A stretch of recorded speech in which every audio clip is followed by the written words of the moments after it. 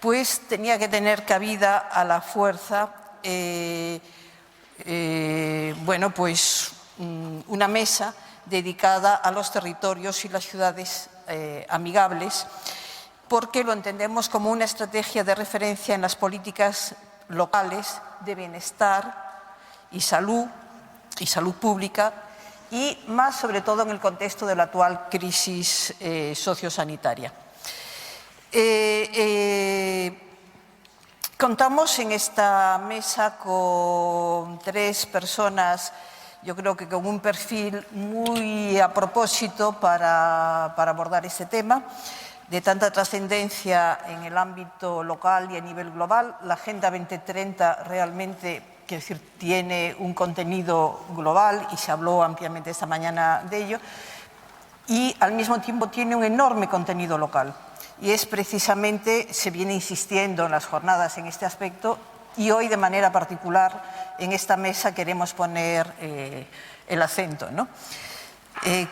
Digamos, profundizar en el acento, en este sentido.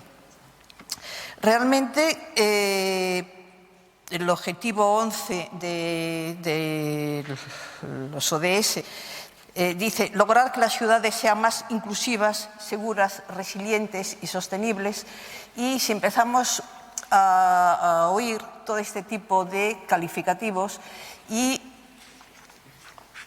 estamos un poco sensibles con temas de liderazgo y de liderazgo femenino y nos ponemos en consonancia con lo que se ha hablado interiormente, podríamos avanzar también un poco más en que, lógicamente, en este tema el liderazgo de las mujeres es indisociable del contenido de esta ODS. Bien, hablando de estos temas, pues, como decía, contamos con 3 personas con un perfil, yo creo que muy a propósito para el desarrollo de esta mesa, que es Ana Oregui Bastarrica. Hola, Ana.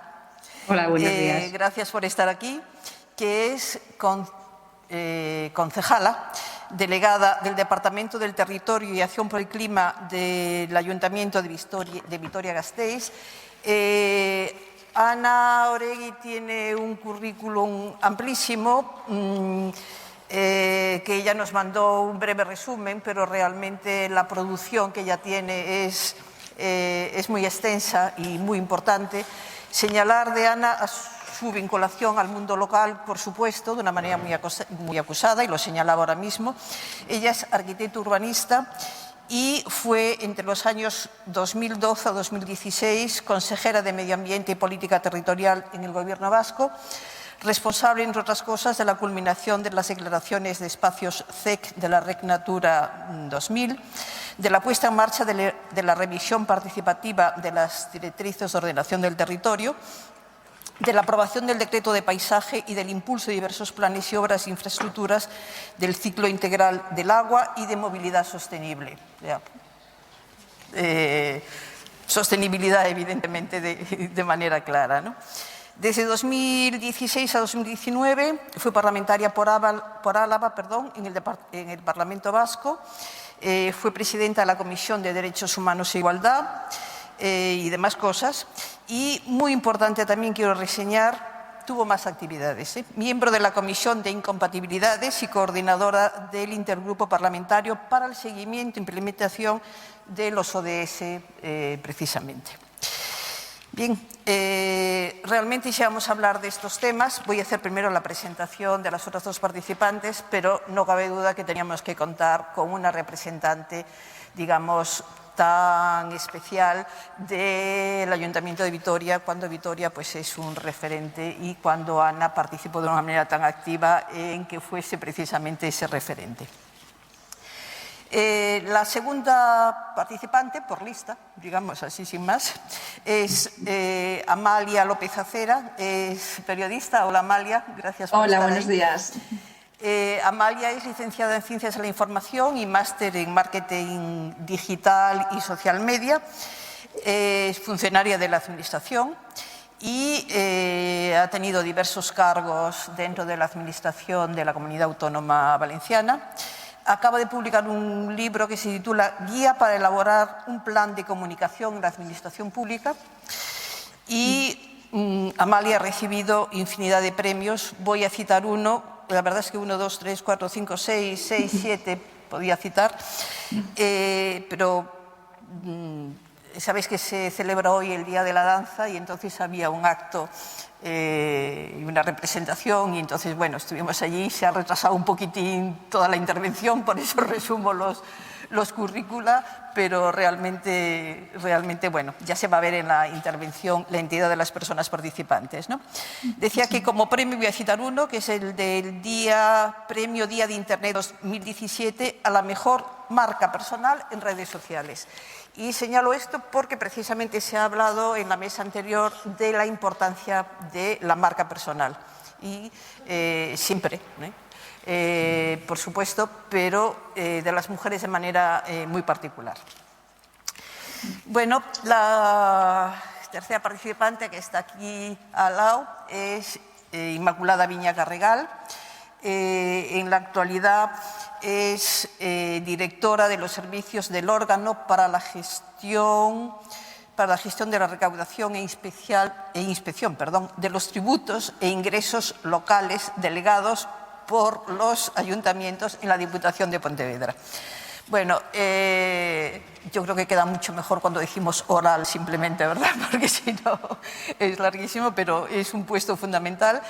Es funcionaria, como lo reconocía esta mañana la presidenta de la Diputación, es funcionaria de la Administración local con habilitación de carácter español en la subescala Intervención Tesorera, categoría superior, desde el año 1989. Está en posesión de muchos diplomas de directivos de la Junta de Galicia. Fue secretaria general y del Patrimonio de la Consejería de Economía, Hacienda y Patrimonio. Bueno, y muchas cosas. Fue interventora general de municipios de poblaciones de tamaño, o sea, de grandes poblaciones en Cataluña, en Mataró y en Galicia, en Santiago de Compostela. En el caso de Cataluña estuvo durante 10 años y un poco más, y en Santiago de Compostela pues casi 9 años también. Bueno, fue interventora general, jefa de contabilidad y jefa de presupuestos en diversos ayuntamientos del régimen común de la Comunidad Autónoma de Galicia y también de Cataluña, y realmente, bueno, no terminaría con el currículum tampoco, como en los casos anteriores, con el currículum de Inma, porque tiene experiencia docente y tiene amplia experiencia. Bueno, estas pinceladas tan sumamente breves yo creo que ya nos permiten de alguna manera ver la importancia que dentro del diseño de estas jornadas le asignamos, ¿no?, al tema de los espacios sostenibles. Hoy se habló mucho y se ha hablado durante todo este tiempo de los espacios públicos y, evidentemente, la existencia del espacio público es una condición fundamental para la supervivencia de la democracia, ya que se trata de un ámbito de uso colectivo, libre, heterogéneo, multifuncional e integrador. Realmente, hablar de territorios y ciudades amigables, como decía antes, como una estrategia de referencia en las políticas locales de bienestar y de salud pública, es obligado siempre, desde que la Organización Mundial de la Salud, digamos, lo impulsó. Realmente el punto de partida está ahí, pero todo este proyecto se ha ido variando, se ha ido enriqueciendo y hoy tendremos ocasión de conocer su puesta en práctica en el caso de Vitoria en concreto y, bueno, experiencia de la que Inma también nos hará referencia. Y lo que se hace muy necesario hoy es una relectura y adecuación del proyecto inicial, porque hay algo en lo que estamos trabajando de una manera muy activa, que es, diríamos, en la revisión del paradigma de envejecimiento activo. Realmente todo este modelo tiene mucho que ver con el problema, con todo el tema del envejecimiento activo y saludable, y han pasado años, hay experiencias de revisión, pocas por lo de ahora, pero interesantes de todo este tema del paradigma y es fundamental. Pensemos que el incremento de la edad media de la población afecta a la composición de todos los grupos de población. Por lo tanto, hay que hablar de ciudades para todas las edades, ciudades inclusivas, necesariamente. Quiero decir, no porque se quiera hacer una integración, sino porque es necesario. Entonces, la proximidad de la administración local a la ciudadanía y a sus organizaciones facilita realmente la implementación, diríamos, de toda esta serie de espacios, de dotarlos, porque permite tener un conocimiento más inmediato y real de su problemática, que es fundamental en este modelo, y posibilita además una mayor celeridad en la toma de decisiones y en la aplicación de medidas ante cualquier problema, a desarrollar un nuevo tipo de liderazgo democrático de la administración local, propiciando un cambio en la forma de prestar los servicios desde la intersectorialidad y contando con la participación de los agentes sociales. Evidentemente, no es algo ex novo, la Administración viene avanzando mucho en esto. Lo que quiero decir es que este tipo de proyectos pone el acento precisamente ahí y los impulsa, no los descubre, lógicamente, ¿no? Por lo tanto, territorios y ciudades amigables buscan mejorar los entornos en los que las personas pueden ganar y perder calidad de vida, bienestar y salud, teniendo en cuenta factores externos como son el medio ambiente, el empleo, la educación, la vida familiar y relacional, la vivienda, la desigualdad, que entre otros son los principales determinantes de la vida de las personas y trascienden el ámbito de la atención sociosanitaria. Temas que evidentemente la situación que estamos viviendo ha puesto, digamos, le ha dado una especial relevancia, porque entre las muchísimas cosas que ha puesto en valor esta situación que estamos viviendo es el redescubrimiento o profundizar más en el valor que tiene la proximidad. Y realmente un proyecto de este estilo tiene en el centro la proximidad a todos los niveles. Entonces, bueno, pues no me toca a mí hablar precisamente, quiero decir, no es de lo que se trata fundamentalmente, sino de daros el paso. En primer lugar, a Ana Oregui. Bueno, pues yo creo que siendo Vitoria, digamos, un paradigma, podríamos decir, en cierta medida, ¿no?, de lo que es todo este programa de ciudad sostenible, pues yo creo que te invitamos, ¿no?, a que nos cuentes la experiencia de Vitoria y lo que consideres oportuno, ¿no? Sí, muchas gracias. Muchas gracias también por la invitación, por permitirme estar aquí con vosotras en este foro tan interesante, ¿no?, y tan necesario. La verdad es que yo soy, como lo habéis comentado, soy arquitecta urbanista especializada en urbanismo, soy funcionaria del Ayuntamiento de Vitoria-Gasteiz en origen, eso siempre está ahí. Y luego, bueno, pues he ido pasando por diferentes niveles de administración en cargos de responsabilidad, pero siempre he estado muy ligada al medio ambiente, a la sostenibilidad. Y la verdad es que la apuesta de esta ciudad, de mi ciudad, desde hace más de 30 años es una apuesta por una ciudad a escala humana. Ese es un poco nuestro lema, nuestra guía, nuestro norte.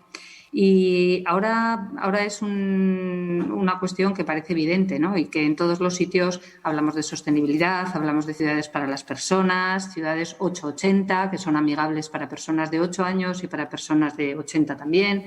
Tenemos todo este tipo de claims, digamos, o de eslogans que son muy interesantes y que reflejan muy bien el sentir general de la sociedad, yo creo, también las necesidades. Pero hace 30 años esto no era así.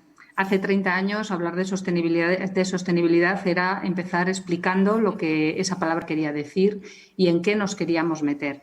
Era una época en la que las ciudades apostaban sobre todo por hitos arquitectónicos, no tanto por el concepto de la ciudad y del espacio público, sino más por el hito, el icono, la gran obra que de alguna manera reflejase o pusiese en el mapa a su ciudad, ¿no? Yo creo que en aquel momento la apuesta de Vitoria fue inteligente, interesante y bueno, pues también fruto de una serie de circunstancias que se daban políticas también, ¿no? Y con un alcalde con una gran personalidad que durante muchos años estuvo al cargo de la ciudad desde el inicio de la democracia. Y bueno, pues apostó por esa ciudad a escala humana y desde el principio apostó por la sostenibilidad. Vitoria empezó el viaje hacia la sostenibilidad en los años 90. Fuimos la primera ciudad del Estado en firmar la Carta de Aalborg y en adoptar la Agenda 21. Estuvimos implicados en los Objetivos del Milenio y, por supuesto, en la Agenda 2030 y en los ODS actualmente, ¿no? Y esto, como por no extenderme mucho, os voy a dar solamente 3 hitos, ¿no? que creo yo que es muy importante que lo que ha ido haciendo la ciudad. En los años 90 dio lugar lo que yo suelo llamar la revolución verde en Vitoria. La apuesta fue por los espacios verdes, las infraestructuras verdes, lo que ahora llamamos soluciones basadas en la naturaleza. Y entonces lo que hacíamos era recuperar espacios degradados, recuperar infraestructuras verdes, tanto hacia adentro como hacia afuera de la ciudad. Y bueno, pues eso dio lugar al Anillo Verde, que no existía y que ahora mismo es uno de nuestros iconos, una de nuestras señas definitorias.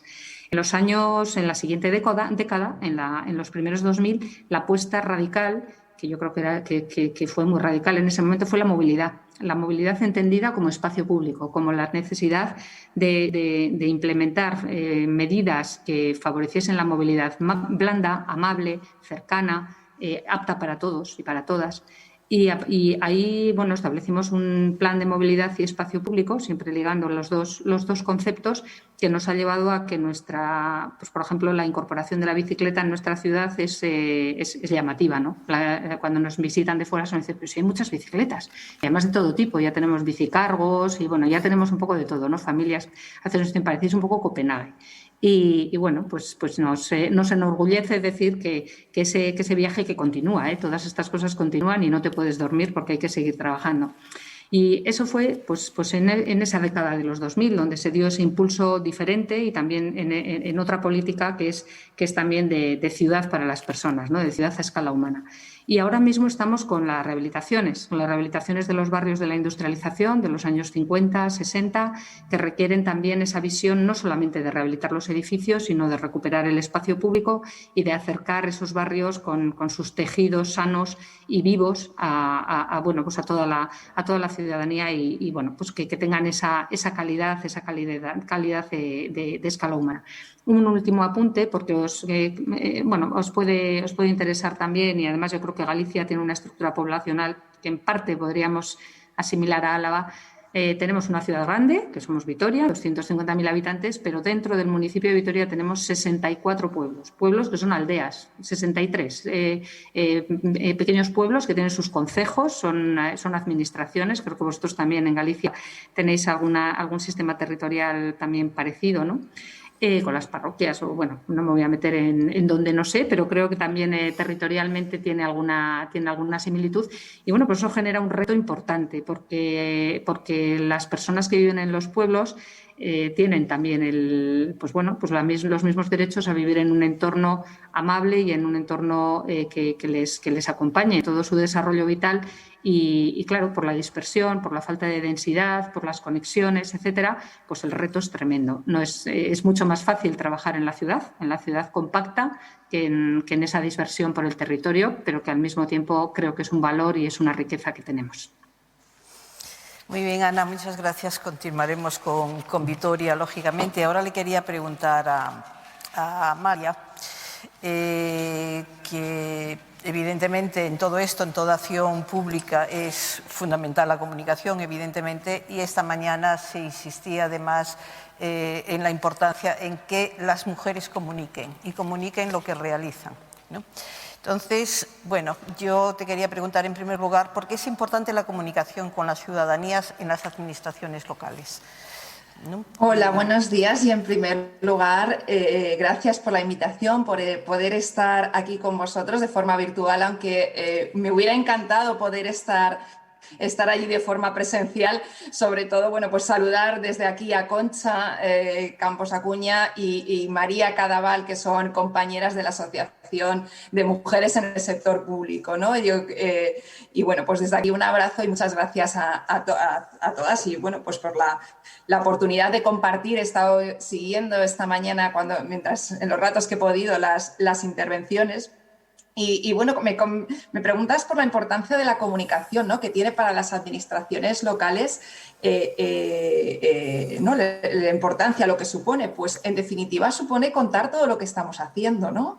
Yo creo que es fundamental. Como comentaba Ana, el proyecto que ellos habían puesto en marcha es fenomenal y está genial, pero eso hay que contárselo después a los ciudadanos. Hay que decirles qué es lo que estamos haciendo. Entonces, para ello necesitamos la comunicación, no solo para informar, sino también es muy importante para poder conversar con ellos, porque ya no se trata solamente de hacer cosas para los ciudadanos, sino de hacer cosas con los ciudadanos. Y ahí entramos y entroncamos mucho con todo lo que tienen que ver los ejes, por ejemplo, del gobierno abierto, los ODS, ¿no? Necesitamos administraciones, cuando hablamos de que sean transparentes, participativas y colaborativas. Sin la comunicación es muy complicado poder hacerlo, ¿no? Qué mejor que utilizar todos los canales y las herramientas que tenemos, bueno, pues para acercarnos a los ciudadanos, ¿no? Yo creo que es muy importante generar esos espacios de comunicación, y en las administraciones locales, si cabe, mucho más. Yo he estado, como comentabas, en la administración de la Generalitat durante mucho tiempo, en el Servicio Público de Empleo, gestionando la comunicación. Luego he estado 2 años y medio en el Ayuntamiento de Calpe, en Alicante. Y bueno, pues ahora llevo no hace ni un año en la Agencia Valenciana Antifraude, pero sí que si algo tuviera de esos organismos que tiene peculiar las administraciones locales, es que trata la vida de un ciudadano, de una persona, ¿no? Los 360 grados, ¿no? Estamos presentes en la cultura, estamos presentes en el deporte, estamos en la sanidad, y eso tiene muchos retos y desafíos en una situación como la que estamos viviendo ahora, ¿no? Y lo hemos visto reflejado en la situación de pandemia, cuando nuestro principal valor, que es la proximidad y esa cercanía física, no la tenemos, ¿no? Se rompió, ¿no? Y ahí es cuando nos hemos dado cuenta, en la situación de confinamiento y en estos momentos que estamos viviendo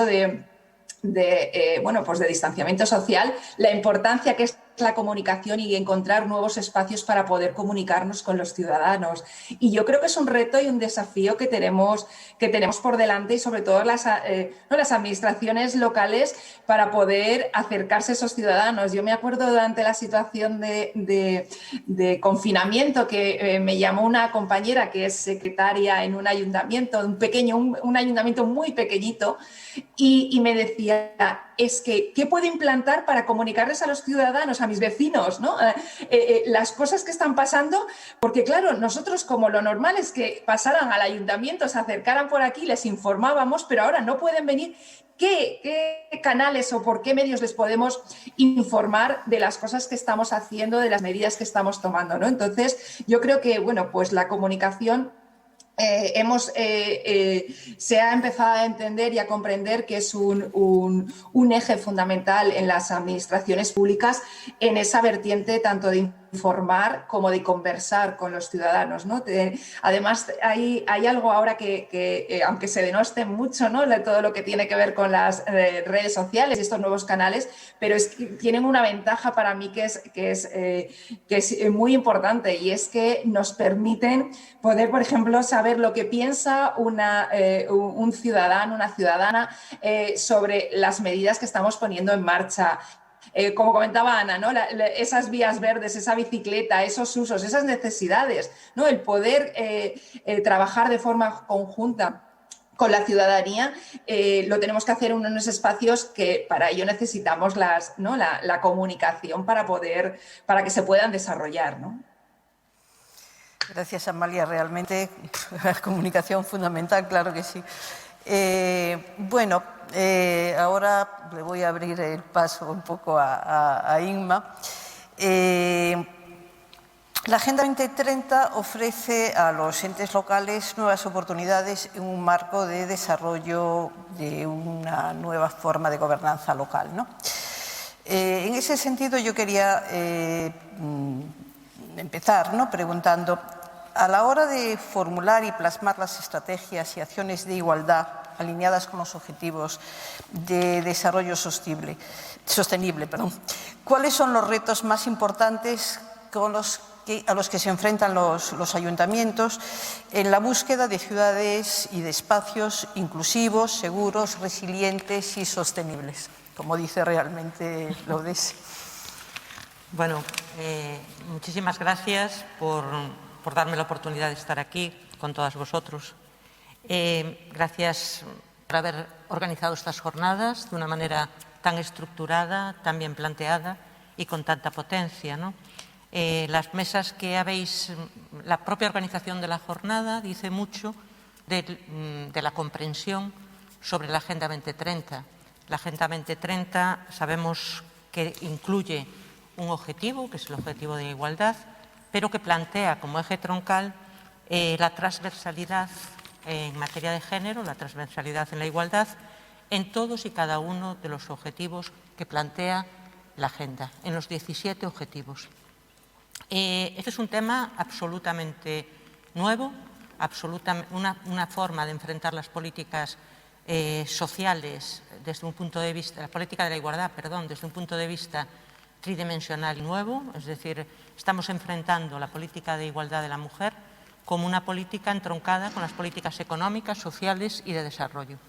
Estamos ligando el desarrollo urbano de una manera absolutamente clara con el principio de igualdad, porque el principio de igualdad está entroncado, y así lo plantea la Agenda, con los principios básicos, los derechos fundamentales de las personas.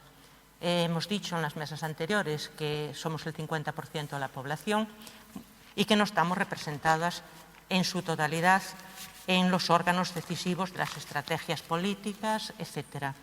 Nuestro liderazgo no está suficientemente planteado. Bien, pero digamos que lo que plantea la Agenda es esa incorporación, por un lado, pero por otro lado, una mirada. No solamente con que estemos presentes en la definición de las estrategias, con ello hemos solucionado una visión diferente. Tenemos que estar presentes y tenemos que aportar nuestra visión de la realidad, una visión diferente de las ciudades, una visión diferente del mundo y complementar la visión que hasta ahora ha sido mayoritaria en la definición de las estrategias. Esto es lo que yo creo que se plantea como gran reto, porque es por decirlo de alguna manera, es un enfoque transformador. Las políticas locales siempre han sido transformadores, pero es un nuevo valor transformador de las políticas locales. De todas maneras, yo antes de nada querría decir lo importante también que me parece como municipalista. Yo he comenzado a realizar mi labor profesional en los ayuntamientos en la época prácticamente predemocrática. Somos algunas muy mayores y también me congratula mucho ver aquí tantas mujeres y estar hablando en estos momentos de objetivos de igualdad. Las primeras que nos incorporamos al mundo local hemos visto crecer el desarrollo local desde el principio y nos hemos dado cuenta de lo importante que son los pueblos, las instituciones democráticas, el poder local, para hacer transformaciones desde abajo de las políticas de las personas, ¿no? Transformación en los planos sociales, culturales, de equipamientos, de salud, de igualdad, etcétera, etcétera. Sin embargo, también hemos visto, y lo quiero decir, cómo hubo un punto, a mi juicio, de retroceso con la publicación de la Ley de Racionalización de las Entidades Locales, que supuso un recorte de competencias y un recorte en España del reconocimiento de lo que había sido históricamente el principio de subsidiariedad, entendido como todo aquello que no hace o que no tiene competencia para hacer otras administraciones, se hace desde las administraciones locales porque son las más próximas al ciudadano. Esto me decís, bueno, esto es el cuento que cuentan todos los municipalistas cada vez que hablan.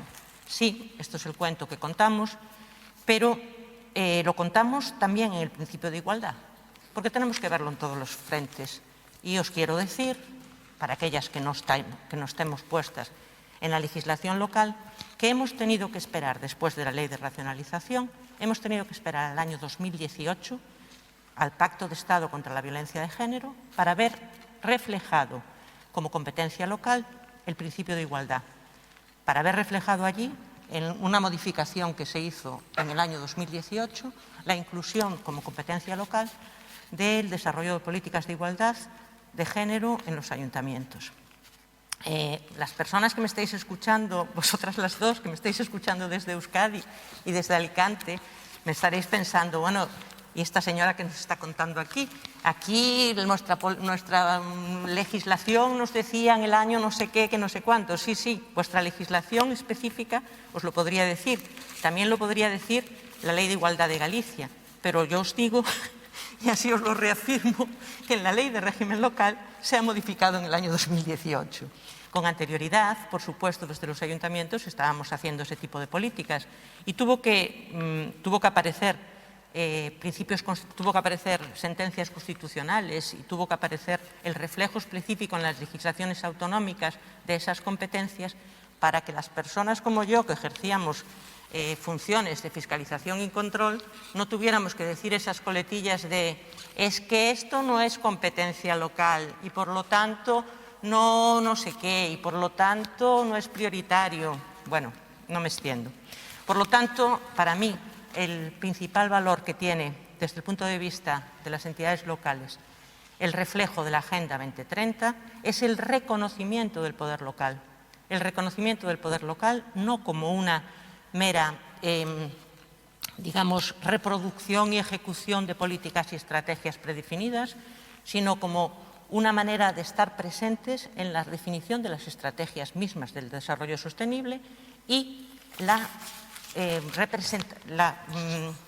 el sello, digamos, reconocido de que sin los ayuntamientos, sin el poder local, no se llegará a un principio de sostenibilidad porque somos quien conocemos la realidad, somos aquel poder más cercano al ciudadano y, por lo tanto, con mayores capacidades de transformación, ¿no?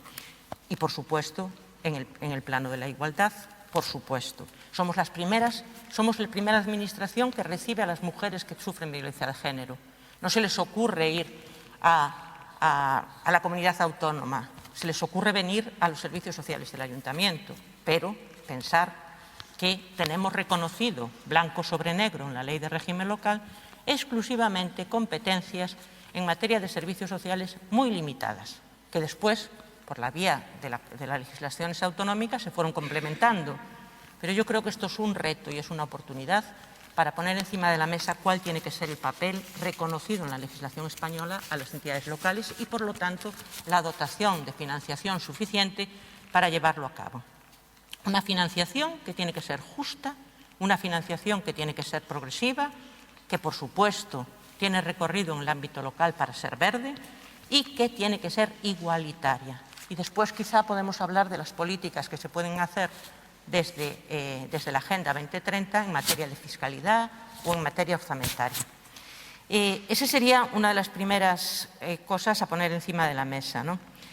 El liderazgo femenino a incorporar en las estrategias, en la definición de las estrategias, en paridad y, sobre todo, el desarrollo ya de políticas transversales de género. Estamos con la Agenda 2030 encima de la mesa. Yo creo que lo que se plantea ya en estos momentos es que quizá tendremos que mudar el concepto que tenemos de concejalías o responsabilidades de igualdad para confluir en unas concejalías transversales, que podría ser una concejalía de transversalidad,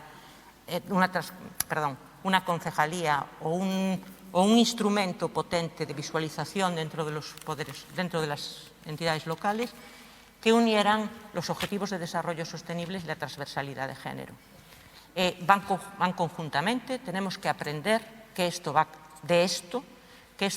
de desarrollar los informes y las evaluaciones de género en todas y cada una de las políticas que hagamos sectoriales dentro de las administraciones locales y que solamente de esa manera conseguiremos la igualdad, no la igualdad porque ahora mandamos las mujeres, sino la igualdad porque ha de estar en las políticas representado todas las sensibilidades, ¿no? En las políticas que se desarrollan en torno al Objetivo de Desarrollo 11, que hemos dado en decir que son las propias y las que más competencias tienen las entidades locales, bueno, la mirada de género tiene una forma de expresión muy determinada, ¿no? Que se puede ver desde la manera en que las mujeres accedemos al conocimiento del espacio público. Todas las mujeres, desde que nacemos, yo creo que tenemos claro cuáles son los espacios públicos que nos están vetados. Las antecesoras nuestras sabían que todo el espacio público les estaba vetado, porque no podían salir, no podían moverse si no eran acompañadas, ¿no? Nosotros sabemos que sí, que todo esto lo hemos superado y lo podemos hacer, pero también sabemos y aprendemos que hay lugares y espacios públicos por los cuales a determinadas horas o determinadas no podemos pasar, ¿no? Por lo tanto, tenemos que ser capaces de encontrar un territorio en el cual todas las sensibilidades de la ciudad, de los pueblos, se vean reflejados.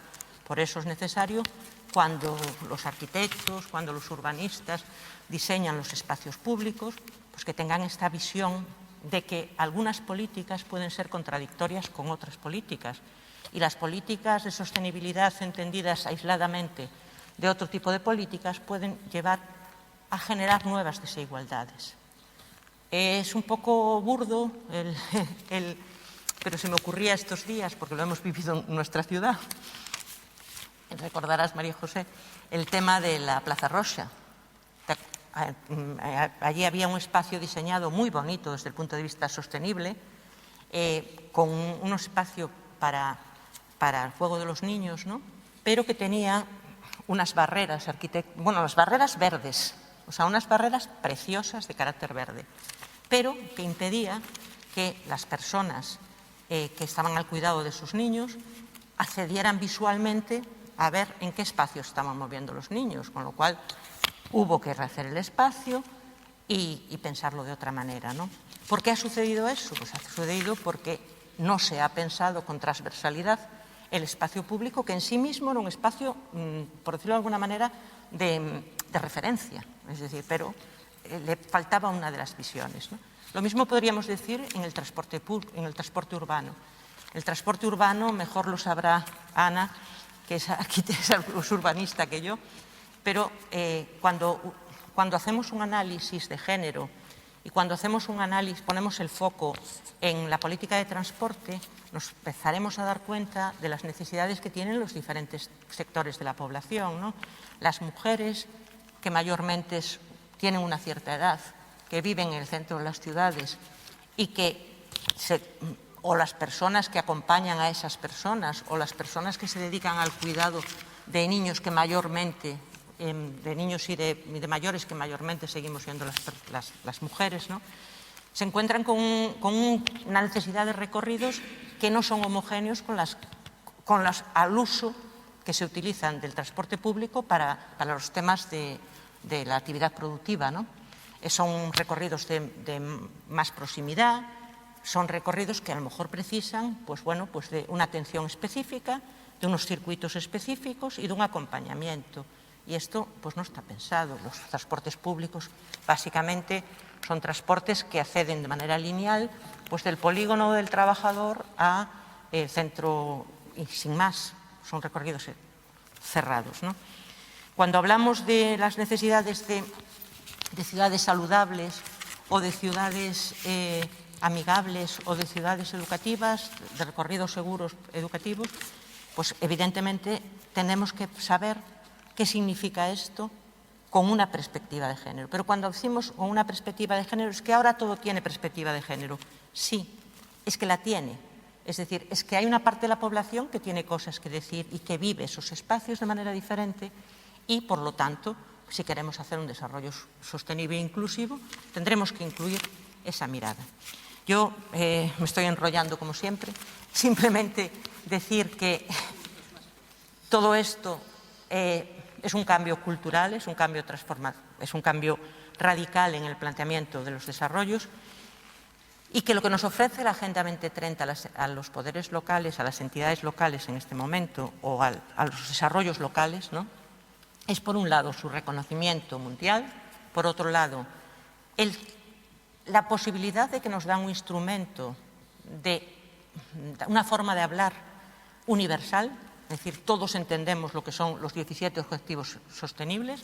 Lo único que tenemos que hacer, que no es poco, es localizar en cada entidad local nuestros objetivos alineados a esas políticas, a esos 17 objetivos sostenibles. Nos da asimismo una mirada transversal, nos permite, nos pone a nuestra disposición unos indicadores predeterminados. Hay 232 indicadores, de los cuales el Gobierno español me parece que ha incluido 160 y pico como propios, pero dentro de esos indicadores hay unos indicadores municipalizados, muchos indicadores municipalizados.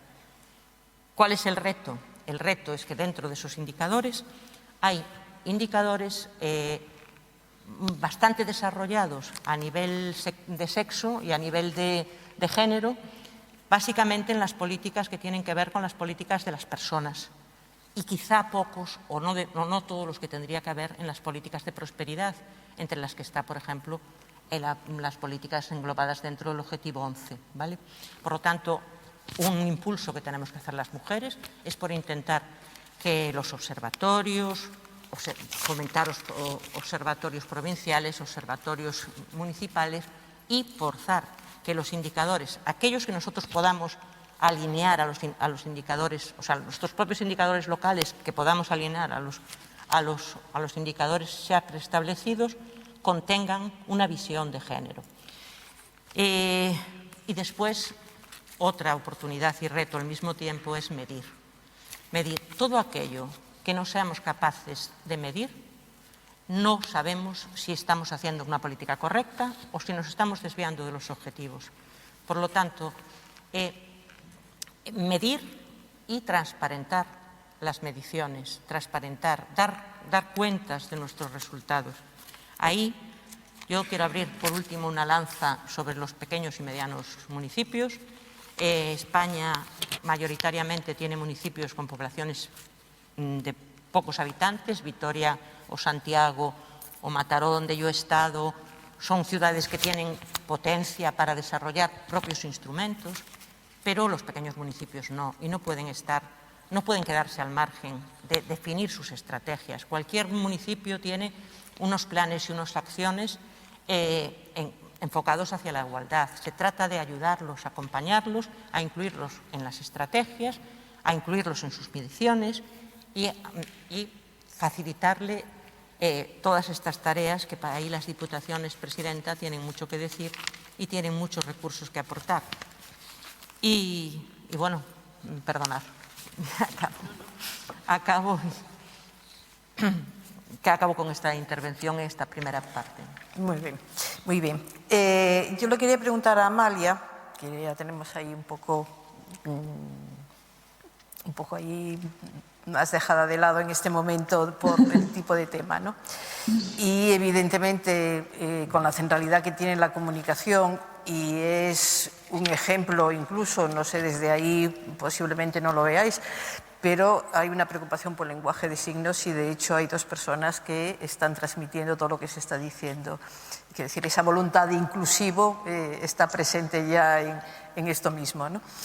Quería, Amalia, si nos podías hablar de qué canales deberían incorporar las administraciones locales para mejorar la comunicación con la ciudadanía, ¿no? Se acaba de hacer referencia a Inma, a toda una serie de temas y la importancia realmente de que los asuma la ciudadanía. Si no, no hay mejoras en la gobernanza, evidentemente. Bueno, creo que luego Ana me da la impresión de que va a volver por alguna pregunta que le voy a hacer sobre el tema, y tú nos lo podías ir ya un poco preparando, ¿no?, de alguna manera. Como canales para mejorar, ¿no?, para la comunicación con la ciudadanía, lo más importante es conocer esa ciudadanía a la que nos vamos a dirigir. Y aquí voy a verlo desde una perspectiva de género, para que veamos hasta qué punto en la comunicación que hacemos desde las administraciones públicas no tenemos en cuenta la perspectiva de género. Dar un dato, en España, en Twitter hay 11 millones de usuarios, ¿no? Bueno, pues en Pinterest hay 7 millones, pero la peculiaridad es que el 70% de los perfiles que hay en Pinterest son mujeres. Es decir, que si nosotros quisiéramos en una administración llegar a ese público objetivo de mujeres, ¿qué red social nos quedaríamos, no? Pues tendríamos que pensar el buscar un canal como Pinterest cuando sabemos que va a haber ahí un 70% de mujeres. En cambio, es una red social que apenas le hacemos caso. No hacemos caso ni la tenemos en cuenta y son poquísimas las administraciones públicas las que la tienen en cuenta en sus estrategias de comunicación con la ciudadanía, ¿no? Se recurre siempre, pues dices, bueno, pues vamos a estar en Twitter, vamos a estar en Facebook, pero ¿sabemos detrás de esos canales cuál es el porcentaje, por ejemplo, que hay en este caso de mujeres? Twitter es de las redes sociales que menos utilizan las mujeres, ¿no? Y además es que es algo que es muy fácil de poder comprobar y analizar por las propias estadísticas que nos facilitan las redes sociales. Bueno, pues estas cuestiones no se tienen en cuenta. Yo alguna vez desde alguna concejalía de la mujer, pues que querían poner en marcha una campaña de sensibilización sobre, bueno, y ofrecer información a mujeres, me preguntaban, bueno, ¿qué red cogemos? Facebook, estamos en LinkedIn, hablábamos, ¿no?, de Instagram. Digo, ¿habéis pensado la posibilidad de estar en Pinterest? ¿No? Pues hay que saber en dónde están nuestros públicos objetivos y qué canales están. No es tan importante el canal como las personas que utilizan ese canal. Y ahí sí que tenemos que conocer más a los públicos a los que nos tenemos que dirigir. Lo mismo pasa con el caso de los jóvenes, ¿no? Ahora está más de moda, ¿no?, la red social TikTok, ¿no? Pero claro, es que no podemos dejar de pasar por alto que hay 14 millones de jóvenes que están en TikTok en España. Entonces, cuando nosotros nos planteamos acciones de comunicación o queremos contactar desde nuestras administraciones públicas, ya sean administraciones locales o administraciones de mayor tamaño, pues como puede ser una diputación, tenemos que ver a qué públicos queremos llegar y con qué mensajes. Evidentemente no va a ser el mismo mensaje que utilicemos para la población de mayor edad que para la gente más joven, pero tendremos que ver dónde están para poder comunicarnos con ellos. Esto ha sido bastante significativo también, lo vimos en el caso del coronavirus, ¿no?, con la OMS. La OMS, bueno, nadie duda de la capacidad que tiene como organización, pues para hacer llegar su mensaje, pues ya sea a través de los medios de comunicación tradicionales, tiene redes sociales muy potentes. Bueno, pues se dieron cuenta, analizando, que no estaba llegando esa información de calidad, contrastada, veraz, al público más joven. Y claro, se dieron cuenta que los canales que estaban utilizando no servían para ese objetivo. Y entonces decidieron, además fueron pioneros en este sentido, en abrir un canal en TikTok. Y la OMS tiene un canal de TikTok. Cuando hablamos de todo esto del mundo de las redes sociales en las administraciones públicas, ¿no?, tenemos nos da como incluso cierto reparo, ¿no?, de, bueno, es que nosotros somos muy serios, nosotros cómo vamos a estar en esa red. No, las administraciones públicas tenemos que estar donde estén los ciudadanos. Si los ciudadanos están en la Plaza del Pueblo, tendremos que estar en la Plaza del Pueblo. Pero si los ciudadanos están en redes sociales como están ahora, pues tendremos que estar ahí. Pero no todos los ciudadanos, ¿no?, ni las ciudadanas, igual que pasa cuando están en el mundo offline, están en los mismos sitios, porque dependiendo de sus gustos, de sus edades, estará en un sitio u otro, y según queramos alcanzar, haremos unas acciones de comunicación u otras. Pues lo mismo pasa en redes sociales, ¿no?, o en el mundo, en el ámbito digital. No podemos llegar en los mismos canales a nuestros mismos públicos objetivos ni con los mismos mensajes. Y esto es algo que las administraciones públicas tenemos que trabajar. Es muy complicado, es verdad, en las administraciones locales, pues porque hay problemas que sí que es un poco quejarse, ¿no?, pero hay pocos medios, es verdad, hay pocos medios, tanto humanos como materiales, para poder dedicarnos a la comunicación, sobre todo porque la comunicación no se ha visto necesaria. Igual que proponías, Inma, esa transversalidad en la igualdad, también tiene que haber una transversalidad en la comunicación, porque en un ayuntamiento todo el ayuntamiento comunica. Es decir, esto no es una cuestión del área ¿no? del departamento de comunicación o la que lleva redes sociales, no, es al final de todas las áreas, y todas las áreas tienen que tener, igual que tomamos esa perspectiva de igualdad, que es importante, esa perspectiva de comunicación hacia el ciudadano.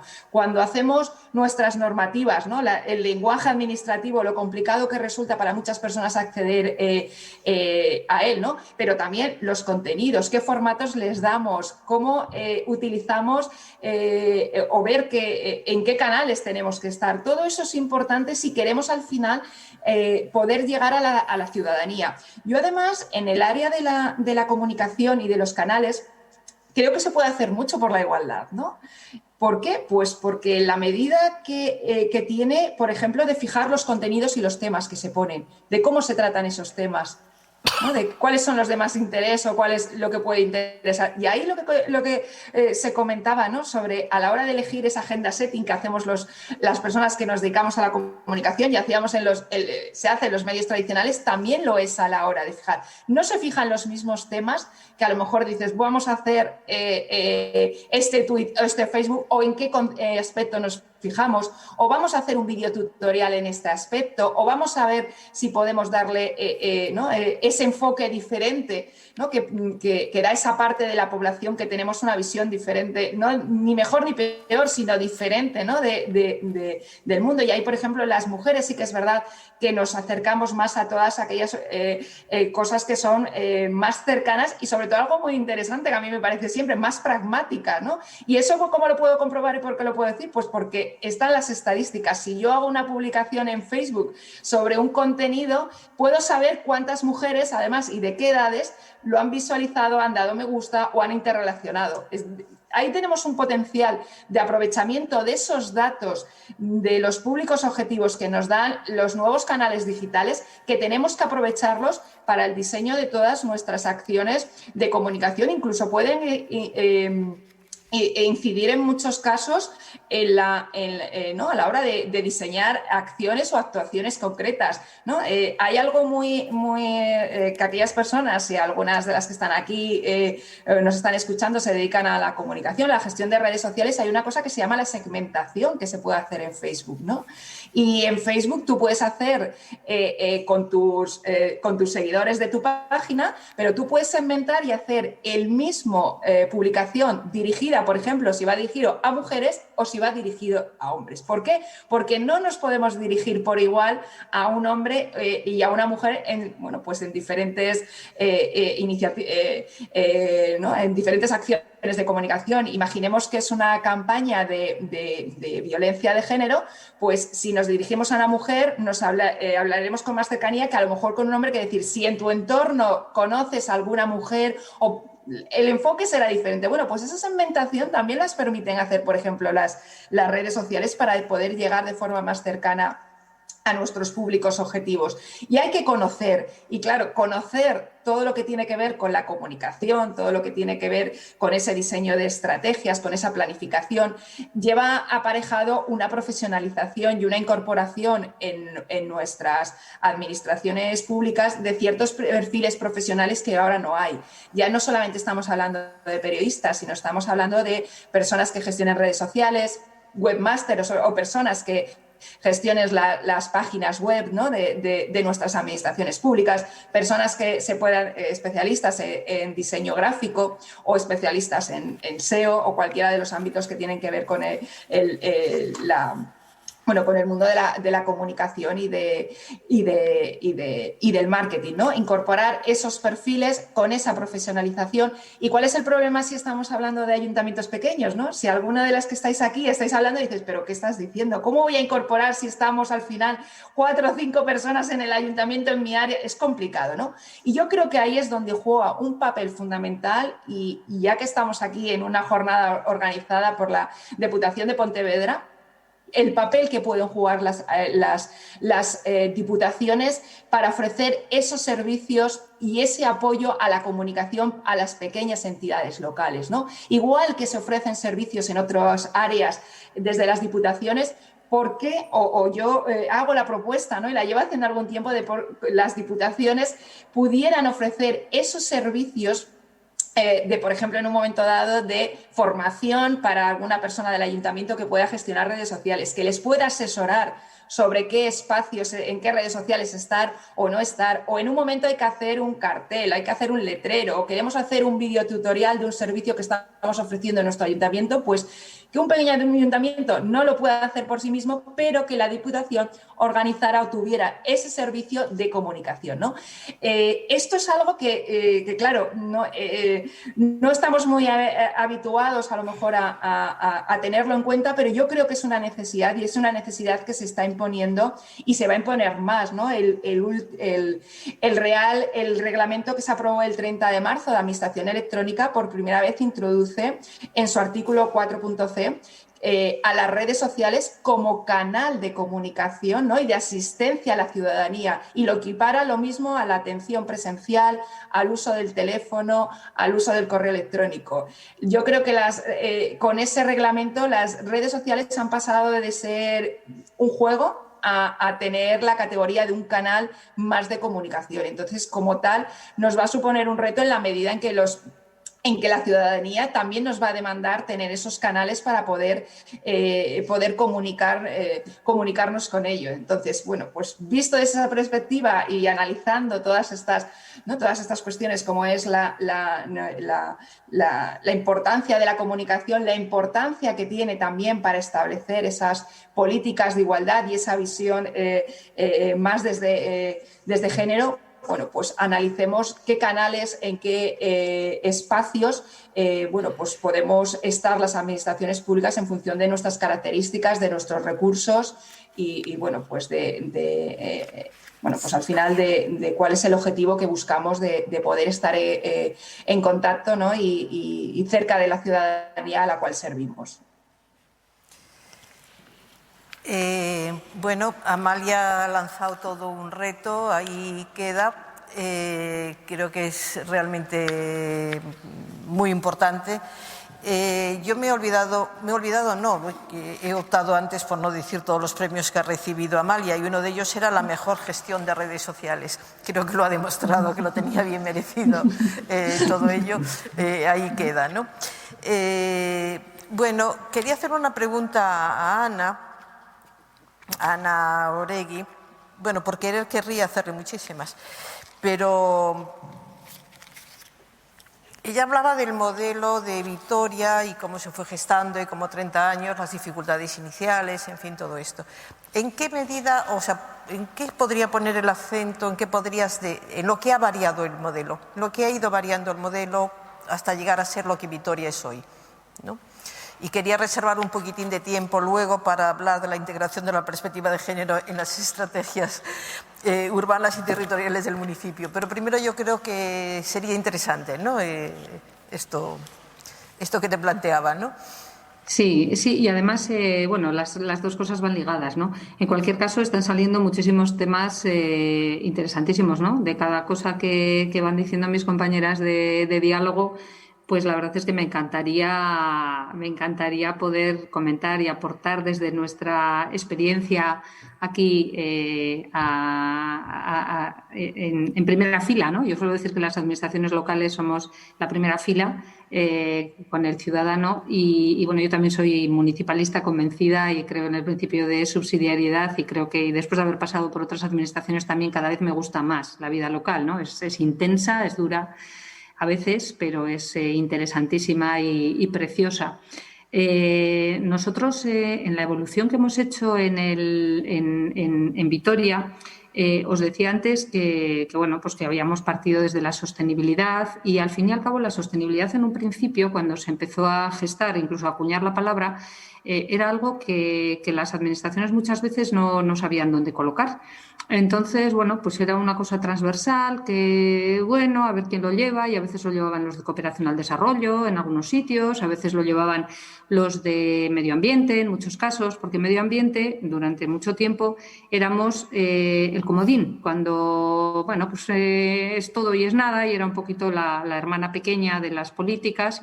y ahí se metían estas cosas más transversales. Después llegó el género, después llegó también la preocupación por incorporar en los planes, en las estrategias, etcétera, y también otra política transversal que, bueno, pues que ahí se ha ido ubicándose y que ha ido colocándose cada vez con más importancia, ¿no? Mira, voy a ligar esto con un ejemplo, anécdota, tal vez, por ligar con las cosas que decía Amalia, de la importancia de la comunicación, ¿no?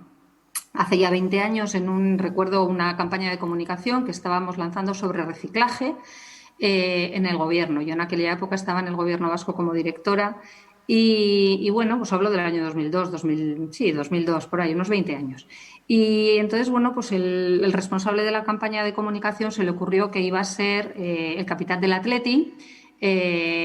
Bueno, pues dando patadas o de alguna manera metiendo en la papelera, en el contenedor de papeles, metiendo como si fuese un gol, ¿no? Con papeles o con una bola hecha con papeles, etcétera, y bueno, para concienciar. Y un poco lo que nos planteaban era en aquella época que, claro, que el fútbol al final pues es un canal para llegar a mucha gente, Amalia, es una forma de llegar a muchísimo público, etcétera, como también lo es ahora. Y bueno, y recuerdo que otra mujer que era consejera en aquel momento y yo, pues dijimos, uy, ¿y por qué tiene que ser el capitán del Atleti? ¿Por qué no tiene que ser la capitana del Atleti? Que en aquella época, ahora ya parece como que está mucho más normalizado, ¿no? Pero hace 20 años todavía no. Y bueno, pues al final lo hicimos con la capitana del Atleti, con el capitán, con los dos. Quedó un anuncio precioso, por el cual recibimos algún premio incluso. Y bueno, ligamos ya el tema de perspectiva de género, ligamos también la visibilidad, la visibilización de mujeres en el deporte a primer nivel y todo ello con el reciclaje, ¿no? Entonces, bueno, la verdad es que es súper importante el ir incorporando todas estas cuestiones en nuestras políticas diarias. Ahora mismo estamos con una campaña también muy importante de comunicación que le hemos llamado Energía 100% Ciudadana. Y aquí lo que vamos poniendo son ejemplos a nuestra ciudadanía para que vea modelos de personas, de entidades, de colectivos que están trabajando por una ciudad mejor, por una ciudad más amable, por una ciudad en ese intentar con la ciudadanía y no para la ciudadanía, ¿no? Y bueno, pues tenemos, por ejemplo, referentes, personas embajadores, les llamamos embajadores del clima o embajadoras del clima, pues por ejemplo una investigadora en materia de energía, de baterías, de almacenamiento de energía, y cuenta su experiencia como profesional que se dedica a esto y que tiene que ver con el cambio climático, ¿no? O un agricultor o una agricultora que trabaja en ecológico, etcétera. Estamos en ese tipo de cosas en nuestra ciudad. Creemos que iniciamos un camino, como os decía antes, hace muchos años, hace 30 años, que marcó un norte, que a veces suelen decir que es una ciudad que empezó con una vocación muy socialdemócrata, ¿no? Mirando siempre al norte, a los países, poniéndose norte en el norte, un poco en las políticas de los países nórdicos, etcétera, muy sociales, muy de integración de servicios, y por ahí hemos seguido siempre. Entonces, a veces es que Vitoria es una ciudad que no tiene nada grandioso que contar, digamos, ¿no? Pero al final es una ciudad tan equilibrada y que lo que hace es intentar generar ese equilibrio en todas las políticas, incorporando también a la ciudadanía, que bueno, yo creo que es nuestra mejor carta de presentación. Y bueno, pues ahora mismo estamos, como os decía antes, en el planteamiento de rehabilitación de tejidos urbanos, que claro, hay que conocerlos, hay que diagnosticar bien y hay que conocer muy bien tu ciudad y tu ciudadanía para poder proyectar la ciudad y para soñar la ciudad del futuro a 20, 30 años. Y, por ejemplo, nuestros datos demográficos nos dicen que en esos tejidos más envejecidos, en las zonas más envejecidos arquitectónicamente hablando, quiero decir, pero también coincide que tenemos la población más envejecida, que además en su mayor parte es mujer, es mayor y está sola. Por tanto, cuando hacemos esos análisis, esos diagnósticos, esas fotos de cómo están nuestros tejidos urbanos, pues tenemos que ser muy conscientes de para quiénes estamos diseñando, para quiénes estamos trabajando y potenciar una ciudad de cercanía que permita que las personas puedan seguir habitando sus barrios hasta el final de su vida, ¿no? Gracias, Ana. Bueno, como nos estamos quedando sin tiempo, yo querría preguntarle a Inma, que me ha caído esto, espero que no haya problema, ¿cuál podría ser la hoja de ruta? Porque así un poco resumes, ¿no?, todo lo que se ha estado hablando por aquí también. Resumes, integras, vamos. Para incorporar a la mujer a esa gobernanza pública, participativa, responsable, eficaz y transparente, comprometida contra la corrupción, favorecedora de la inclusión y protectora de los derechos de las personas, con una administración que rinda cuentas en el campo local, ¿no? Que es lo que nos habla del objetivo 16, evidentemente. Es lo que te iba a decir. Hablas del objetivo 16 de una nueva modelo de gobernanza. Asumiendo lo que dijimos aquí y lo que venimos diciendo en las anteriores charlas de las anteriores compañeras, ¿no? La rendición, o sea, el nuevo modelo de gobernanza, por no decirlo, No se escucha, no se escucha. No se escucha, perdona. Digo que el nuevo modelo de gobernanza, ¿no?, por resumir un poco, el nuevo modelo de gobernanza es un modelo de gobernanza inclusivo y es un modelo de gobernanza democrático, ¿vale? Con esas dos palabras yo creo que está resumido, es decir, si tienen que estar todos los sectores de la población incorporados a ese modelo de gobernanza, tiene que haber un modelo participativo y abierto a la ciudadanía y, por lo tanto, ahí las asociaciones de mujeres, las redes de participación, las empresas, etcétera, tenemos una oportunidad de extender estos principios de igualdad a toda la sociedad, ¿no? Las entidades, las instituciones más cercanas al ciudadano, como en este caso los poderes locales, deben ser motores de este cambio social, económico, medioambiental y transversal en materia de género. Y claro, a mí, desde este punto de vista, lo que se me plantea es que esto es un cambio institucional y supongo, y Ana me acompañará, porque ellos, por lo que yo veo, sí que habéis implantado un modelo de este estilo, ¿no? Y lo tenéis más avanzado quizá que en otras ciudades o pueblos conocidos, ¿no?, o del Estado español, ¿no? Yo creo que esto implica también un cambio de las propias instituciones internas, ¿no? Sabemos que el 21% de las personas que están al frente de las alcaldías son mujeres, es decir, mayoritariamente siguen siendo hombres. Por lo tanto, habrá que buscar espacios para que participen más y que estén más en las estrategias, comisiones paritarias de definición de estrategias, comisiones paritarias de aplicación de sus planificaciones. Ahí el problema que se nos plantea es que los técnicos municipales no tenemos formación en perspectiva de género. Es decir, sabemos que hay guías, que hay publicaciones, que hay gente que está haciendo presupuestos participativos de género, que hay gente que está haciendo informes transversales sobre los objetivos de desarrollo sostenible y que se están haciendo al hilo de los presupuestos del año 2021 por primera vez. Pero tenemos que ser capaces de impregnar una cultura organizativa que expanda hacia adentro y hacia afuera la perspectiva de los impactos de género en todas las políticas públicas.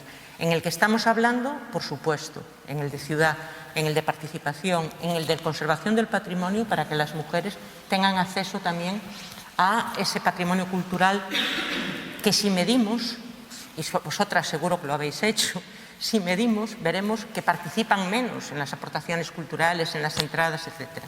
Y por último, es una metodología que existe, que se puede implantar y que tenemos que hacerlo. ¿Y cómo se puede implantar? Pues sabéis que en la ley de igualdad se ha planteado la transversalidad de género, pero se ha planteado no de una manera imperativa, más que para reglamentos y normativas de cierto carácter a nivel estatal.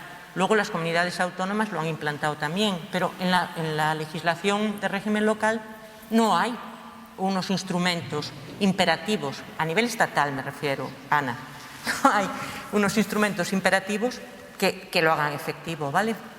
Como tampoco lo hay de instrumentos participativos, es decir, se han quedado exclusivamente en la ley de reforma en los mismos instrumentos que había antes, ¿no?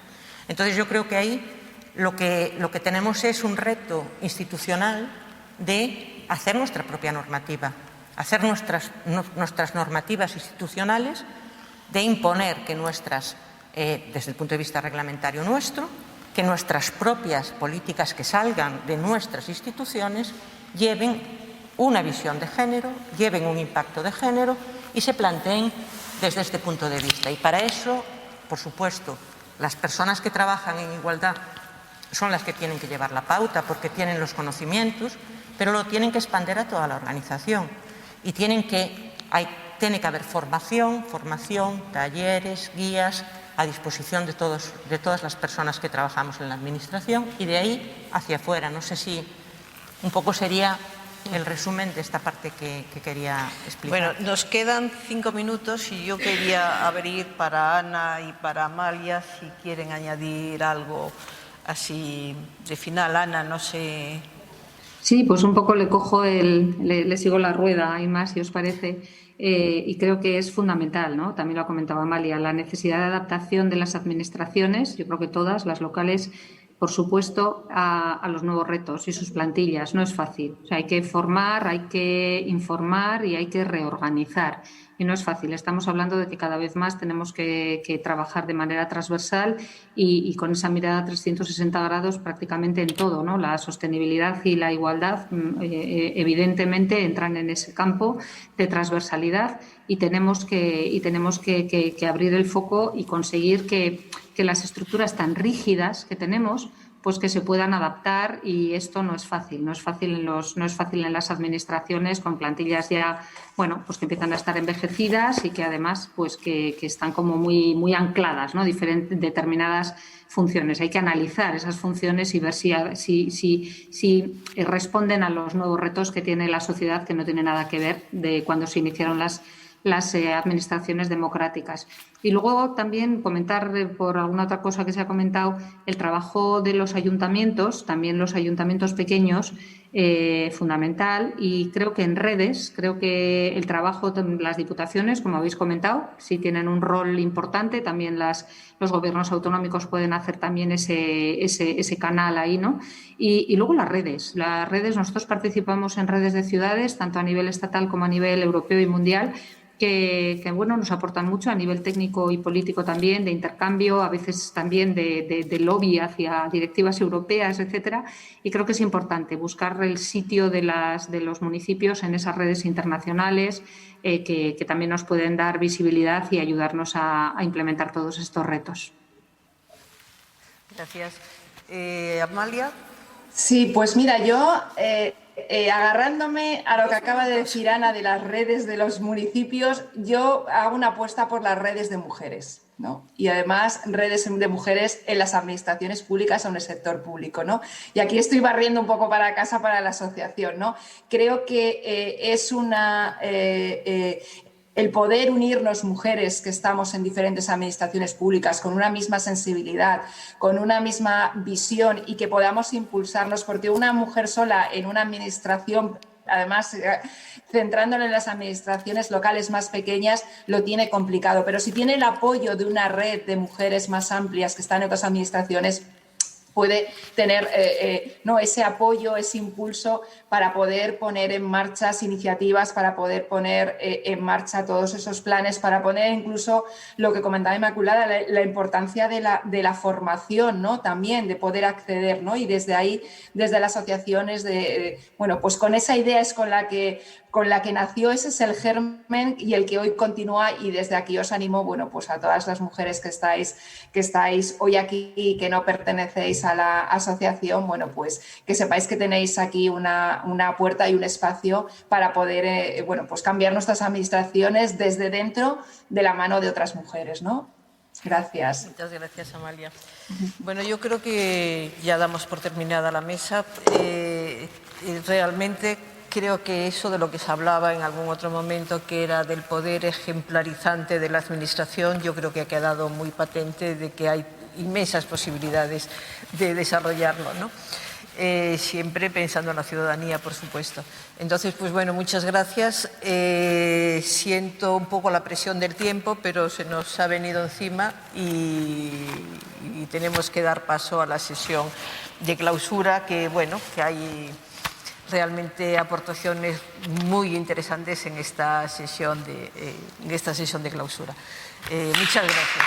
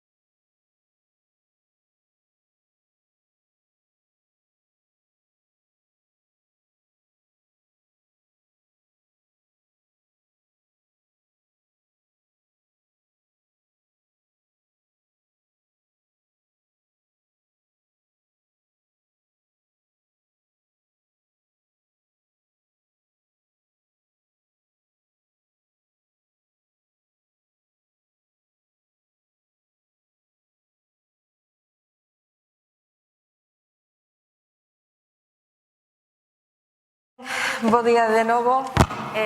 Vamos xa coa mesa de clausura destas xornadas. A Axenda 2030 e o papel das mulleres na administración pública, onde penso que as expectativas están cumpridas, con moito, penso que superadas, pero quedanos aínda dúas intervencións importantes e moi significativas antes de que a presidenta proceda ao peche e a clausura destas xornadas. A directora das mesmas, María Xosé, acaba de moderar unha mesa redonda onde se puxeron en riba da mesa cuestións tan importantes e tan fundamentais como a necesidade do liderado femenino dentro da administración, e non só que exista, senón que se comunique non para a ciudadanía, senón coa ciudadanía. Coido que estas cuestións son piares fundamentais xunto con esas cidades 880 das que falaba Ana, e sobre todo estas cuestións coa visión feminina da que falaba Inma tamén. A primeira hora tivemos a oportunidade de estar con 3 mulleres con postos de moita representación dentro da administración pública e, sobre todo, cunha visión na que se nos falaba da importancia dos datos, da importancia de facer avaliación, de controlar aquilo que se avalía, de usar unha arma moi potente coa que moitas veces non se conta, que é fundamental, que son os orzamentos, e a compra por parte do sector público cun obxectivo, cun encargo que nos deixaba Ana, que dende a OCDE teñe moi claro que o da mentorización, pero sobre todo sponsorización desas mulleres que son líderes cara a outras mulleres que poden selo e que probablemente non saiban que o son. Por lo tanto, quedou ben claro no día de hoxe, tamén o xoves pasado, que a muller ten que ser protagonista na toma de decisións en todos os eidos, social, económico, político, dende todos os puntos de vista. Antes de proceder, como dicía, ao pecho oficial desta sesión, temos a sorte de contar hoxe aquí con Consuelo Castro, Chelo Castro, que é abogada xeral do Estado. Un agradecemento coido que dobre, non? Dobre porque Chelo ten unha xenda moi chea de cousas, pero iso non lle impediu que lle fixera un oco para estar hoxe aquí presencialmente e acompañarnos para dar a súa visión, dende un poder que é o poder xudicial nese eido da abogacía tan importante dentro da administración pública, que neste caso ten mirada feminina, mira en feminino, e Chelo é un dos exemplos das mulleres que poden chegar a onde se propoñen, é unha referente, sobre todo, é unha muller que pode ser sponsor de outras tantas mulleres que xa temos enganchada nesta rede. Así, polo tanto, Chelo, non che vou roubar máis tempo, agradecendo moitísimo en nome da organización das xornadas e da Deputación de Pontevedra a túa presenza hoxe aquí. Cando queiras tes a palabra. Moitas grazas, María. O agradecemento quero expresalo eu a vos por convocar este foro de debate. Eu penso que todas as ocasións son poucas para analizar, para debater sobre o papel das mulleres no mundo profesional, social, en todos os eidos. Eu querería empezar, se vos parece, probablemente parte destas cousas xa se abordaron ao longo das xornadas, pero dado que imos falar do papel das mulleres en relación coa Axenda 2030, eu querería empezar debollando unhas pinceladas moi básicas, moi someras sobre que é a Axenda 2030. A Axenda 2030 é unha folla de ruta para o desenvolvemento asinada no ano 2015 por todos os estados que integran as Nacións Unidas. Foi negociada entre estados, pero se deu participación no proceso de negociación a moitos outros actores, académicos, sociais, mesmo a cidadáns anónimos. As negociacións foron complicadas porque os países en vías de desenvolvemento querían medidas orientadas a propiciar o desenvolvemento económico, mentres que os estados xa desenvolvidos preferían primar a sustentabilidade e a loita contra o cambio climático. Por exemplo, a hora de debater o Obxectivo de Desenvolvemento Sostible número 7 referente á enerxía, os países máis desenvolvidos defendían o final das axudas ás enerxías máis contaminantes, mentres que os países en vías de desenvolvemento alegaban, aducían que o fin destas axudas suporía para eles un freo ao seu desenvolvemento económico. Bueno, son debates que eu creo que os puidemos ver todos na prensa. O caso é que despois de 2 anos de duras negociacións acadouse un acordo histórico que se conseguiu que fose asinado por todos os estados integrantes das Nacións Unidas. A Axenda 2030 é unha axenda universal. Non é unha axenda só para os países en vías de desenvolvemento, como era o seu precedente dos Obxectivos de Desenvolvemento do Milenio, tamén no ámbito das Nacións Unidas, sino que é unha axenda para todos os países. Involucra, ademais, a toda a comunidade internacional, empezando pola propia ONU e as súas axencias, seguindo polos estados, pero tamén polo sector privado, polas universidades, en fin, pretende involucrar a toda a sociedade, poderes públicos e suxeitos privados. Non vou entrar no seu contido, supoño que xa foi tratado dabondo ao longo destas xornadas, pero sí que quero poñer de manifesto que unha gran cantidade de axentes públicos asumiron xa esta axenda como propia e que tanto a nivel supraestatal da Unión Europea, por exemplo, como a nivel estatal, os obxectivos de desenvolvemento sostible aparecen xa moi ligados á creación, o deseño, a aprobación e a implementación de políticas públicas. Cada Estado pode definir a súa propia estratexia e no caso de España o último documento que se aprobou foi as Directrices Xerais de Estrategia de Desenvolvemento Sostible 2030 do mes de marzo deste mesmo ano.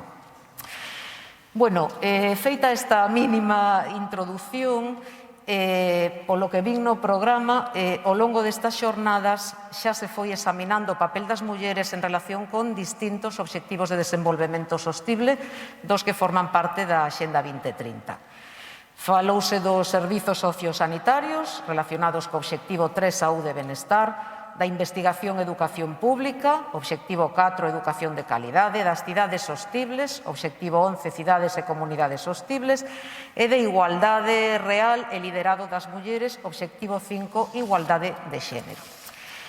Agora, nesta mesa de clausura, o que se nos propuxo é reflexionar en xeral sobre o papel das mulleres que estamos na administración pública ante a Axenda 2030 en xeral.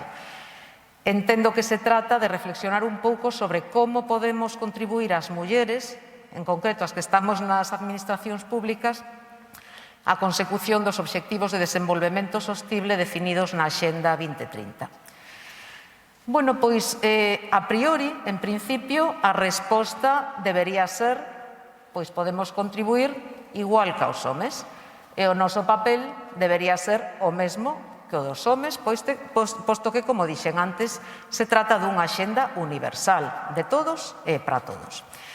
E isto sería así se as mulleres tivésemos un nivel de participación nos ámbitos profesional, social e político igual ao dos homes. Dito de outro xeito, o papel das mulleres no cumprimento da Axenda 2030 será proporcional ao seu papel nos ámbitos político, social e profesional. Moi particularmente, estará en función da nosa representación nas estruturas de toma de decisións, da nosa presenza en postos directivos e en postos de decisión. Bueno, pois, efectivamente, a min gustaríame empezar por salientar que, según o informe global de Fenda de Xénero do ano 2018 do Foro Económico Mundial, a representación das mulleres nas estruturas de toma de decisión é unha das 4 grandes áreas nas que se manifestan os desequilibrios entre homes e mulleres. Xunto co capítulo dos salarios, o acceso ao mercado laboral e o acceso a postos de alta cualificación profesional, xunto co nivel de educación, isto quizáis aplicable máis a países menos desenvolvidos, e xunto coa saúde e as expectativas de supervivencia. Cal é, pois, o papel ou a presenza das mulleres nestes ámbitos de dirección de toma de decisións? Bueno, pois o primeiro que hai que dicir é que hai unha diferencia importante entre os sectores público e privado.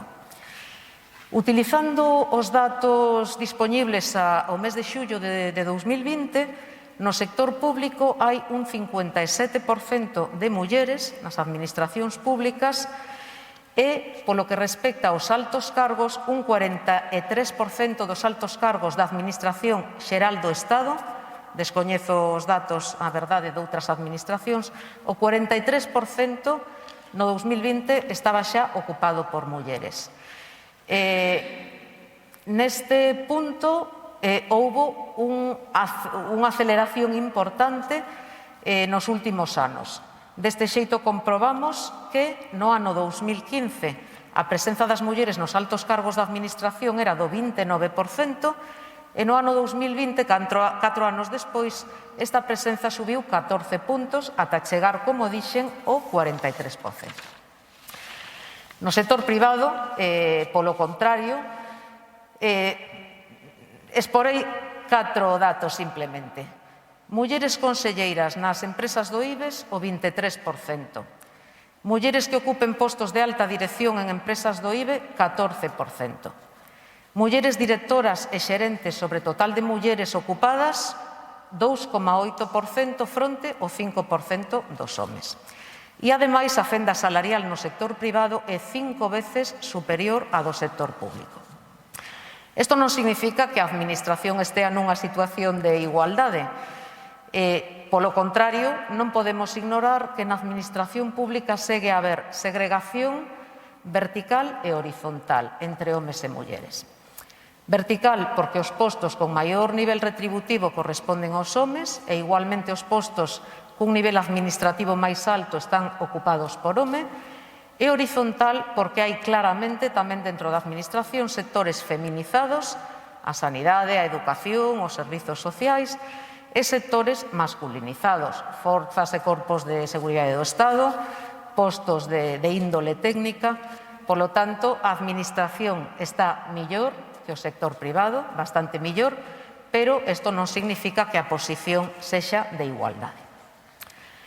Cales son os grandes atrancos que ten a incorporación das mulleres ás estruturas de toma de decisións, a estes ámbitos directivos aos que nos referíamos? Bueno, pois hai 2 atrancos que se designan cuns nomes bastante gráficos, que son, por un lado, o chan pegañento e, por outro lado, o teito de cristal.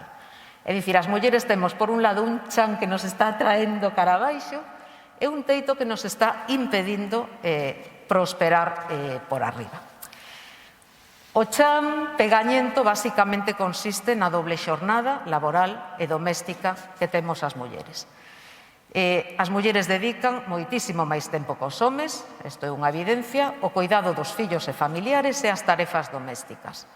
Cal é a consecuencia? Pois a consecuencia, índonos aos datos, que sempre son moi reveladores, é que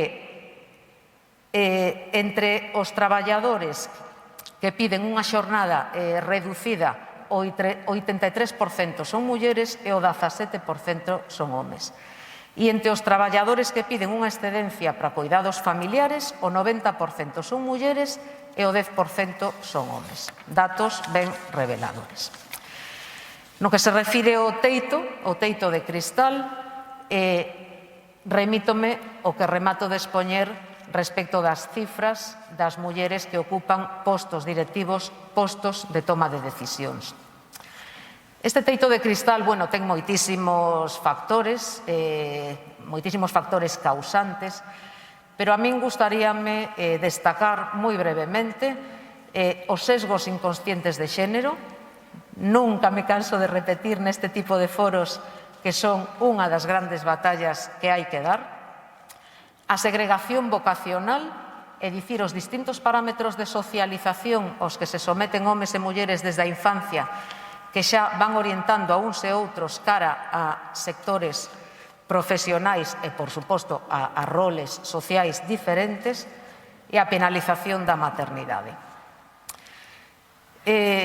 Estes son os atrancos expostos dunha maneira hiperresumida, obviamente, porque isto é unha intervención breve de clausura. Cales son as solucións? Bueno, pois as solucións eu creo que son as políticas de igualdade, sen ningunha dúbida. Son absolutamente necesarias e dan resultado. Nas políticas de igualdade produciuse unha evolución histórica. Comezaron con políticas antidiscriminación, é dicir, medidas para previr, para evitar a discriminación das mulleres respecto dos homes. Nos anos 80 e 90 transformáronse ou as políticas antidiscriminación se lles engadiron accións positivas encamiñadas a compensar a situación real de desigualdade, entre elas a ben coñecida da discriminación positiva. E a día de hoxe xa temos un novo enfoque, o que se fixo alusión hai un momento, o que se chaman as políticas mainstreaming, consistentes en que as políticas de igualdade hai que leválas ás políticas xerais.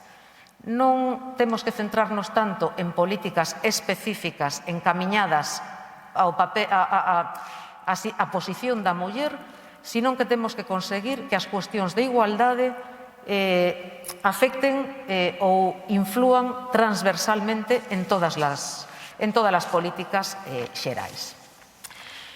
E hoxe, con isto xa vou rematando, hoxe podemos dicir que hai un paso moi importante que dar, que é o tránsito do concepto de conciliación ao concepto de corresponsabilidade. É dicir, substituir un pouco o enfoque da conciliación da vida persoal e familiar das mulleres polo concepto de corresponsabilidade. Que diferencias hai entre estes dous enfoques? As políticas de conciliación parece que tiñan por obxecto permitir ás mulleres compatibilizar as súas responsabilidades domésticas e familiares coas súas responsabilidades laborais e profesionais. As políticas de corresponsabilidade teñen por obxecto non permitir ás mulleres que concilien, senón reequilibrar o reparto de dereitos e responsabilidades domésticas e familiares por un lado, profesionais e laborais polo outro, entre homes e mulleres e poñelas ao mesmo nivel. Só así se conseguirá un modelo de sociedade realmente igualitario. A corresponsabilidade é un dos principios rectores da normativa da Unión Europea hoxe en día e un elemento fundamental da Estrategia Europea para o Emprego. Para quen teña interese en afondar un pouco neste tipo de cuestións, hai exemplos superinteresantes en distintos estados da Unión Europea de políticas encaminadas a conseguir a corresponsabilidade. Tanto medidas de fomento